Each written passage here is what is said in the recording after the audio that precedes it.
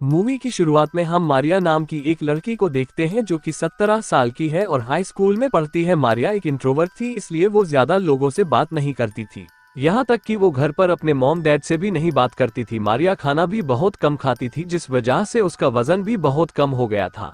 आगे हम मारिया के डैड डैन को देखते हैं जो एक प्लास्टिक सर्जन थे। उनको सभी चीजें परफेक्ट रखना पसंद था, इसलिए वो मारिया से बहुत सख्ती से पेश आते थे।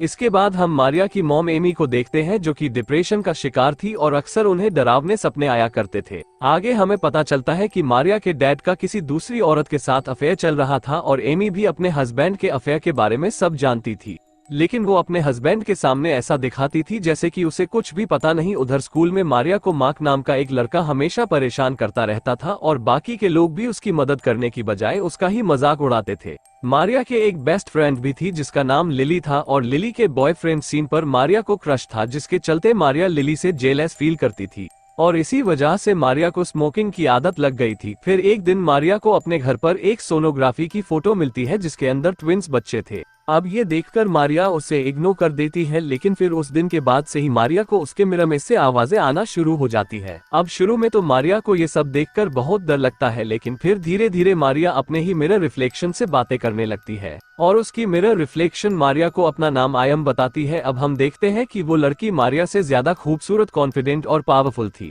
मतलब कि मारिया हमेशा से जैसा बनना चाहती थी, आयम के अंदर वो सारी खूबियां थी। अब दोनों आपस में बहुत सारी बातें करते हैं, जिस दौरान मारिया को फील होता है कि उसे ऐसा कोई तो मिला जो उसकी फीलिंग्स और बातों को समझ सकता है। अब यहाँ से सीन शिफ्ट होता है और हम देखते हैं कि मारिया को प्रॉम नाइट पर जाने के लिए उसके पेरेंट्स उसे फोर्स कर रहे होते हैं, लेकिन वहीं मारिया को समझ नहीं आ रहा था कि वो प्रॉम नाइट पर किसके साथ जाए। प्रॉम नाइट में उन लोगों को आइस स्केटिंग डांस करना था और मारिया को आइस स्केटिंग करना बिल्कुल नहीं आता था। पर तभी उसकी फ्रेंड लिली उससे कहती है कि मैं तुम्हें आइस स्केटिंग सिखाऊंगी। आगे जब लिली उसे स्केटिंग सिखा रही थी तभी मारिया आइस स्केटिंग करते हुए नीचे गिर जाती है, लेकिन तभी लिली उसे उठाने के लिए उसकी हेल्प नहीं करती, बल्कि वो उससे कहती है कि मैं जानती हूँ कि तुम मेरे बॉयफ्रेंड को पसंद करती हो, इसलिए मैं तुम्हें आखिरी वार्निंग दे रही हूँ कि तुम मेरे बॉयफ्रेंड से दूर रहो। वहीं दूसरी तरफ हम सीन को देखते हैं जो कि एक अच्छा लड़का था, क्योंकि वो हमेशा मारिया की मदद करता था और ये देखकर लिली हमेशा उससे जेलस फील करती थी। फिर एक रात मारिया अपने डैड के साथ बाहर घूमने जाती है, तभी वहां पर मार्क भी आ जाता है और उसे परेशान करने लगता है। अब ये देखकर मारिया के डैड उसे अपने क्लिनिक ले जाते हैं और कहते हैं कि मैं तुम्हें एक सरप्राइज देना चाहता हूँ।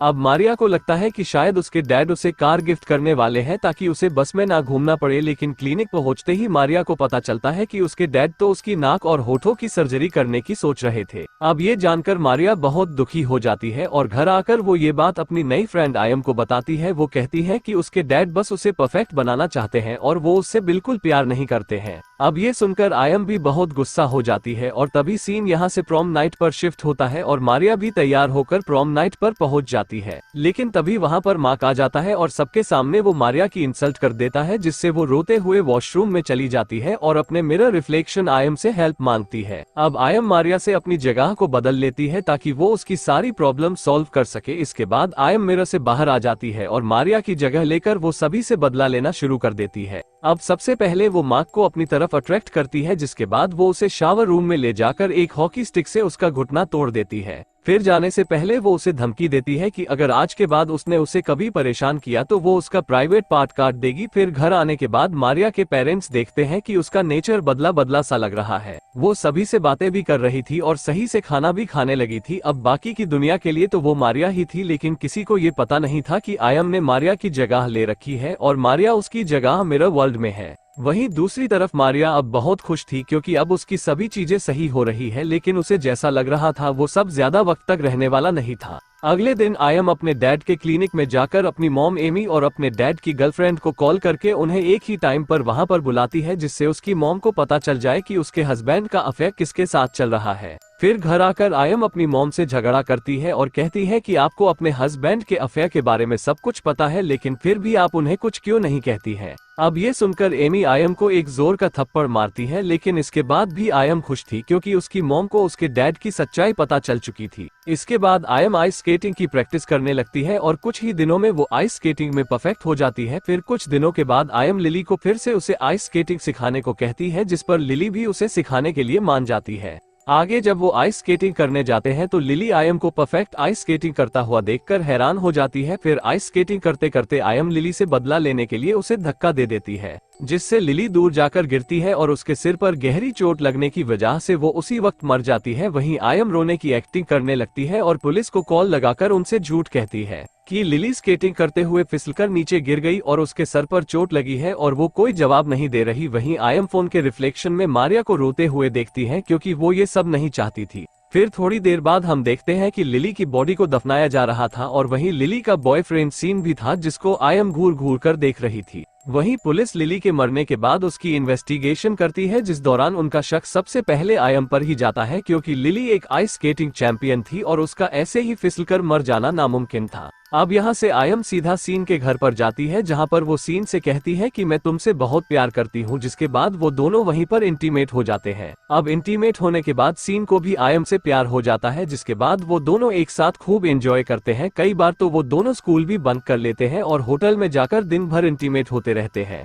लेकिन वहीं दूसरी तरफ पुलिस इन दोनों पर नजर रख रही थी क्योंकि पुलिस को लिली की मौत का शक इन दोनों पर ही था।